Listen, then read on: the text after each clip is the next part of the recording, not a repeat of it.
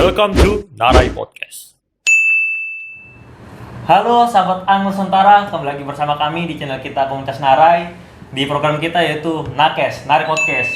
Oke teman-teman, hari ini saya kedatangan tamu yang sangat spesial, itu jauh-jauh dari Semarang, yaitu ada Bapak Oni apa ya, bersama Pak siapa Pak tadi Pak? Pak Okta. Oke Pak Okta, kita di sini mau bincang-bincang santai aja Pak, sambil ngopi, sambil minum Pak, santai aja. Oke, tapi sebelum itu Pak, perkenalan dulu nih Pak, mulai dari Bapak Pak, ke teman-teman. Assalamualaikum, selamat jumpa di Narai. Nama saya Oni Suryono, sebagai penanggung jawab dalam pengujian sarana penangkapan ikan di Balai Besar Penangkapan Ikan di Semarang. Oke, terima kasih Pak. Oke Pak, lanjutnya Pak. Kalau saya di sini sebagai penanggung jawab kegiatan untuk rekomendasi teknis, tapi juga mensupport kegiatan standarisasi dan sertifikasi. Sebelumnya mohon maaf, nama saya Octavian Raharjo. Saya juga dari Balai Besar Penangkapan Ikan di Semarang. Oke, itu perkenalan singkatnya Pak ya. Oke, kita bincang-bincang santai aja Pak sebentar Pak. Kan ini Bapak bekerja di bidang sebagai orang yang bekerja di bidang kelautan perikanan. Saya mau nanya Pak, dari Bapak dulu, suka mancing atau enggak Pak? Kalau mancing saya sudah terbiasa karena pada sesungguhnya saya anak pantai. Oke, anak pantai Jadi, Pak ya. Kalau masalah mancing, masalah laut itu sudah biasa sejak saya kecil. Iya, artinya mulai dari kecil udah suka mancing Bapak ya Pak ya? Mancing, Oke. sudah main perahu, sudah kemana-mana. Jadi bukan hal yang baru. Oke, berarti mancing memang udah hobi dari lahir Pak ya? Dari kecil udah Dari suka. kecil. Oke.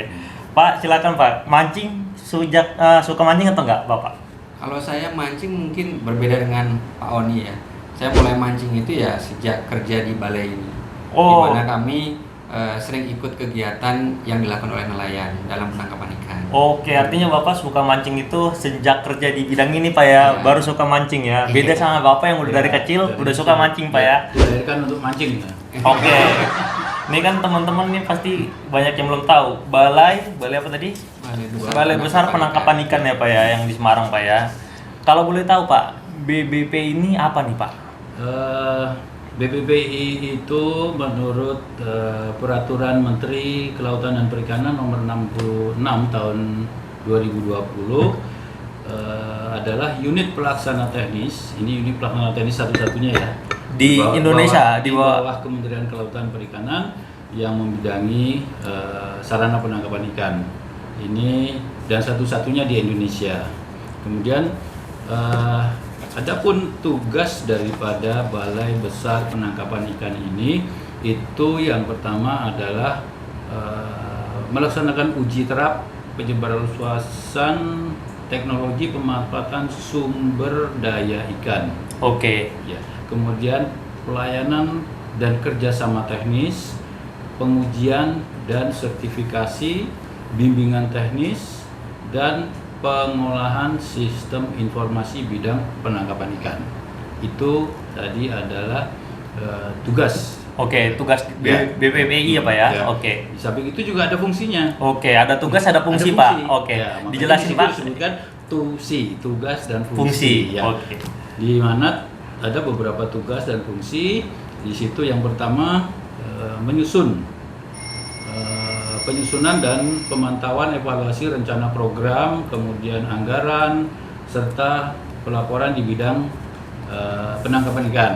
Oke Pak. Kemudian pelaksanaan kerjasama teknis di bidang penangkapan ikan, pelaksanaan penyebarluasan uji terap bidang habitat sumber daya perikanan, dan ada juga pelaksanaan pelayanan teknis di bidang penangkapan ikan, pelaksanaan penerapan penyebarluasan uji terap teknik sarana penangkapan ikan, pelaksanaan bimbingan teknis di bidang penangkapan ikan, pelaksanaan penyiapan bahan standar dan sertifikasi di bidang penangkapan ikan, kemudian ada juga yang terakhir apa, urusan ketatausahaan. Oke, itu tadi lengkap jelasnya Pak ya. Ya. Tugas dan fungsi dari Tugas dan fungsi. balai ya Pak ya. Oke, itu tadi sekedar pengenalan singkat lah Pak ya, Betul. dari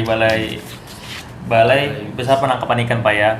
Oke, nih Pak, kegiatan-kegiatan yang dilakukan BBP ini apa nih Pak? Bisa dijelaskan nih Pak, kegiatan-kegiatannya Pak? Ya, kalau kegiatan-kegiatan ini kan tadi berdasarkan tusi yang ada sudah disampaikan Pak Oni tadi, paling tidak itu ada 3 core bisnis utama. Pertama itu mengenai rekomendasi teknis. Rekomendasi teknis ini ada 2 dalam bentuk standar dan rekomendasi teknis untuk kebijakan. Kemudian selain itu ada untuk fungsi atau tugas di pengujian. Yang diuji adalah sarana penangkapan ikan. Sarana penangkapan ikan ini paling tidak terdiri dari sarana apung, sarana tangkap ya, alat penangkapan ikannya, dan juga alat bantu penangkapan ikan. Dan yang terakhir ini mengenai sertifikasi produk. Produk apa? Produk di sini jelas terkait dengan sarananya. Jadi ada standar, ada pengujiannya, dan ada sertifikasi produknya. Mungkin secara singkat dari penjelasan panjang tadi yang disampaikan Pak Oni, 3 core bisnis itu seperti yang saya sampaikan. Oh baik, itu ringkasnya Pak ya, kegiatan-kegiatan yang dilakuin BPPI Pak ya. Jadi kaitannya kan pasti sangat erat dengan nelayan nih Pak. Betul. Dengan nelayan di laut atau pemancing ya Pak ya. Ya. Itu kaitannya apa nih Pak BPPI dengan nelayan? Sebenarnya BPPI ini adalah mitra Ya. dari nelayan itu sendiri. Ya. Di samping nelayan juga produsen sarana penangkapan ikan. Jadi kami di sini adalah merupakan jembatan antara produsen dan nelayan dalam hal peningkatan sarana teknologi penangkapan ikan. Oke itu Pak ya. Ada yang mau ditambahin lagi Pak? Masalah tadi itu Pak, Ya. kaitannya apa tadi nih? Ya, mungkin sebagai tambahan aja, Iya. apa yang sudah disampaikan Pak Oni benar bahwa kami ini mitra. Mitra siapa saja? Jelas kalau di penangkapan ikan ini kita ada stakeholder, ya, ada pemangku kepentingan. Salah satunya ya jelas tadi itu ada produsen dan ada konsumen. Iya. Produsen di sini produsen apa? Jelas produsen yang terkait dengan sarana penangkapan ikan. Sedangkan konsumennya atau end usernya adalah nelayan. Bagaimana kami bisa memberikan suatu bisa dikatakan jembatan antara produsen dengan konsumen, yaitu dengan cara 3 hal tadi. Misalkan secara proses standarisasi sarana penangkapan ikan, kami melakukan penyusunan bahan standar. Bahan standar ini yang nanti menjadi standar nasional Indonesia.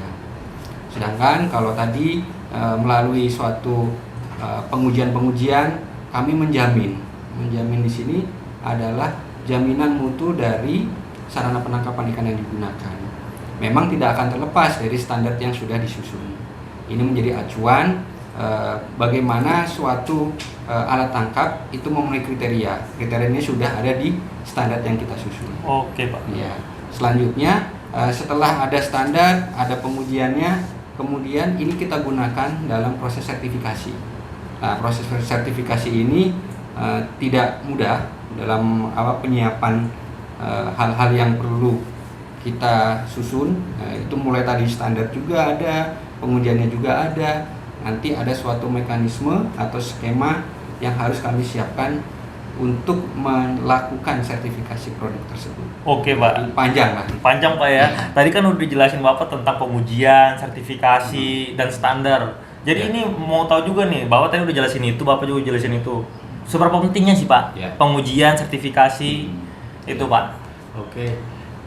Terkait dengan pengujian sarana penangkapan ikan, sertifikasi sarana penangkapan ikan, dan standarisasi sarana penangkapan ikan itu adalah merupakan jaminan mutu untuk nelayan terutama, karena nelayan yang akan menggunakan sarana penangkapan ikan tentunya kita harapkan semua itu menggunakan sarana-sarana penangkapan ikan yang kualitasnya mutunya baik, dan itu juga ditetapkan melalui standar nasional Indonesia. Dan kemudian juga di samping untuk kepentingan nelayan juga ada kepentingan teman-teman di perusahaan penyedia sarana penangkapan ikan ini agar dalam hal mutu mereka bisa mempertahankan mutu, kemudian juga memproteksi mereka dari produk-produk dari luar, produk impor. Ya, kan banyak yang tidak berkualitas, yang tidak jelas, yang tidak ada merek dan lain sebagainya dengan harga yang murah sekali, itu akan menjatuhkan produk-produk yang ada di dalam negeri. Nah, dengan adanya standar nasional Indonesia itu bisa mengamankan teman-teman yang mempunyai produk-produk yang ada di dalam negeri dengan adanya standar nasional Indonesia. Oke, itu artinya bagus banget ini Pak ya, sertifikasi ini Pak ya, untuk nelayan dan sebagainya Pak ya. Oke Pak, nih sekarang bagaimana cara menentukan kualitas alat tangkap sesuai dengan standar atau tidak Pak? Nah, Ya kalau itu sebenarnya kan tadi sudah saya sampaikan, kita punya standar. Iya Pak. Standar ini menjadi suatu acuan bagaimana, pertama jelas bagaimana alat ini kita katakan si A, si Iya. B, si C kan penyebutannya. Kita standarkan penyebutannya, definisinya seperti apa.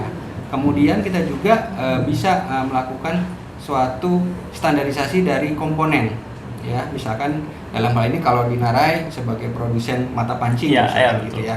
Di mata pancing ini kita harus menjamin bahwa mata pancing ini sudah standar. Misalkan dari penomorannya. Penomoran nanti ada hubungannya dengan dimensi dari anatominya mata pancing itu sendiri. Karena itu nggak bisa sembarangan Pak ya, itu Tidak harus bisa. sesuai Pak ya, udah ada memang itulah standar yang ditentukan Pak ya, Iya. dan harus memenuhi itu Pak ya. Ya, betul. Nah, kemudian juga setelah kita sudah tahu bagaimana identitas atau anatomi dari suatu alat tangkap dalam hal ini mata pancing, kita harus tahu juga metode pengujiannya. Jadi nggak sebatas hanya oh ini mata pancing ukuran sekian, tapi kita tidak tahu karakternya seperti apa, kekuatannya seperti apa. Makanya perlu ada standar metode pengujiannya. Salah satu dari standar ini adalah metode untuk kekuatan yang nanti akan diukur berapa sih gaya tarik maksimum yang bisa ditahan oleh mata pancing. Tidak sebatas itu, lanjutannya adalah mutu.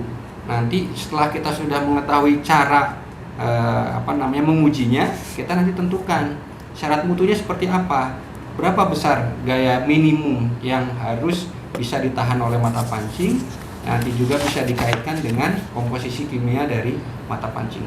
Oke, Bapak kan bertugas di bidang itu Pak ya. Artinya Bapak udah pergi ke beberapa wilayah Pak ya untuk mengetahui atau mengecek itu ya Pak ya. Menurut Bapak sejauh ini sudah bagaimana Pak? Di bagian alat tangkap ini udah semua kan memenuhi apa Pak persyaratannya Pak atau gimana? Atau masih Kalau udah di lebih baik lapangan, atau masih kurang gimana Pak? bisa macam-macam ya. Ada yang Macam-macam sudah ya. memenuhi, ada yang belum, dan ini semua berproses. Ya. Karena bisa jadi setiap daerah itu memiliki penyebutan alat tangkap yang berbeda-beda, maka perlu distandarkan. Bisa jadi juga produk-produk tertentu ini menjadi suatu nelayan itu hanya suka dengan produk tertentu atau merek tertentu. Ini juga bisa terjadi. Iya, iya. Padahal banyak merek yang mungkin saja memiliki kualitas yang sama, tapi nelayan akan cenderung menggunakan satu merek jika memang mereka merasa puas.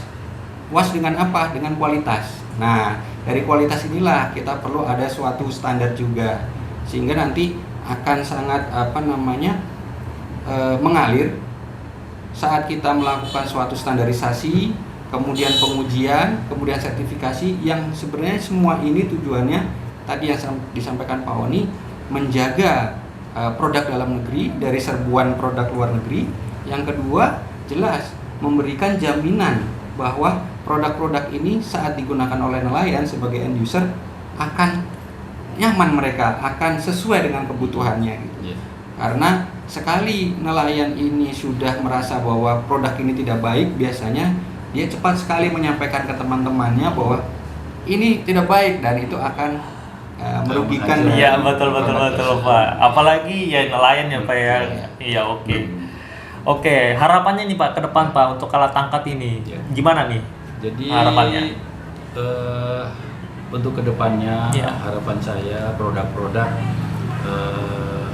yang dihasilkan di dalam negeri itu bisa menguasai pangsa pasar khususnya untuk nelayan Ya. di Indonesia, di mana harapan selanjutnya itu semua nelayan yang ada di Indonesia bisa puas dan hasil tangkapannya baik, jadi tuan rumah di negerinya sendiri, tidak dikuasai oleh nelayan asing seperti yang ada di Natuna. Itu masih ada nelayan-nelayan yang Dari luar Pak dari ya. luar masuk, Iya. dan itu akan menjadi masalah tersendiri.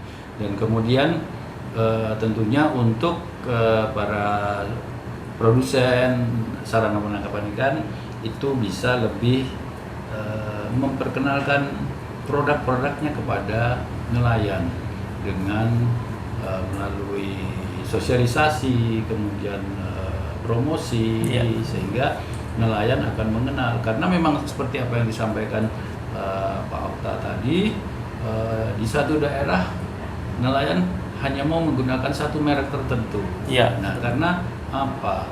Karena kurangnya sosialisasi atau promosi dari produk-produk yang Yang ada di dalam negeri Pak ya. Ya, jadi itu perlu dilakukan tidak hanya di suatu daerah tertentu. Jadi kalau bisa dilakukan secara merata, itu akan bisa bermanfaat untuk nelayan sendiri, kemudian juga perusahaan yang memproduksi sarana penangkapan ikan. Sampai itu juga tidak hanya alat tangkap, ada juga alat bantu penangkapan, kemudian sarana apungnya sendiri, kapal, kemudian permesinannya juga. Itu dalam hal ini permesinan itu masih porsinya lebih banyak impor. Import semua Pak ya. Jadi ini merupakan satu peluang bagi pengusaha-pengusaha dalam negeri untuk bisa ikut andil dalam mengurangi kebutuhan sarana penangkapan ikan yang sifatnya masih impor tadi. Ya Pak. Oke Pak, nambahin Pak saran apanya Pak? Gimana ke depannya Pak? Harapannya Pak untuk alat tangkap ikan? Oh ya, Seperti kalau yang saya mereka- mungkin sarannya lebih cenderung kepada produsen ya. Dalam hal ini produsen dari sarana penangkapan ikan, baik itu komponen, apa tadi itu mesin atau sebagai galangan pembuat kapal misalkan. Ya di sini bahwa nelayan itu sebagai end user perlu diperhatikan dalam penjaminan mutunya. Dalam artian apa? Untuk sarana apung saja, sarana apung ini mereka harus bisa selamat di laut sampai dengan kembali ke darat. Artinya ada suatu jaminan bahwa kelayak lautannya. Karena ini sebagai sarana penangkapan harus ada kelayak tangkapannya. Bagaimana kesesuaian antara sarana apung dengan alat tangkapnya sehingga menghasilkan hasil tangkapan yang layak tangkap. Dan ini juga akan berpengaruh terhadap keberlanjutan dari usaha penangkapan ikan. Nanti akan panjang juga jika kita sudah membahas tentang produktivitas, selektivitas dan sebagainya. Seperti itu. Cukup sesi ini. Iya nggak cukup sesinya Pak ya. Oke Pak, ini kan udah panjang kita dari tadi berdiskusi Pak ya. Ini mungkin pertanyaan terakhir Pak. Kan Bapak udah beberapa hari ini di perusahaan kita ini main-main Pak, berkunjung Pak. Saran dan masukannya buat kami Pak. Ya. Untuk PT Narai sendiri ini adalah merupakan aset ya di perikanan tangkap khususnya, begitu juga perikanan budidaya ya. Ini karena PT Narai ini merupakan satu-satunya perusahaan yang memproduksi mata pancing di Indonesia yang ada di Pulau Sumatera, Medan. Sumatera Utara. Iya, Sumatera Ini Utara. satu-satunya di Indonesia. Iya. Gitu. Jadi ini harus dipertahankan dan ini harus dibantu, didampingi. Kemudian ini juga merupakan sebuah perusahaan yang tentunya bisa meningkatkan kualitas penangkapan oleh nelayan-nelayan yang ada, dan ini juga tentunya merupakan aset yang baik untuk nelayan kita, untuk perusahaan Narai ini. Jadi sekali lagi saya mengharapkan PT Narai bisa lebih keluar, Iya, Pak. tidak hanya di Sumatera saja, kemudian di Jawa saja, Iya. karena Indonesia ini dari ujung 34 provinsi, Pak. betul. Iya. Lebih. Sabang. Sekarang lebih ya? 34 atau udah lebih? Ya. Jadi dari Sabang sampai Merauke, Ya, harus itu, ya, Pak ya. itu harus bisa dijangkau semuanya, sehingga PT Narai bisa dikenal di Indonesia ini terutama. Syukur-syukur bisa melakukan ekspor untuk mata pancing, karena ini hal yang baik tentunya itu, dan perlu peningkatan dalam hal pelayanan kepada nelayan, kemudian juga masyarakat yang membutuhkan informasi terkait dengan produk-produk yang ada di PT Narai. Oke, Pak. Terima kasih, Pak. Pak, saran masukannya, Pak. Terakhir, Pak. Iya. Buat kami, Kalau Pak. saran masukan, saya kira Narai sudah salah satu produk dari PT Perintis Sarana Pancing Indonesia. Iya. Jadi di sini memang dari segi proses produksi itu sudah baik, kemudian juga kendali mutu dari setiap tahapan juga sudah baik.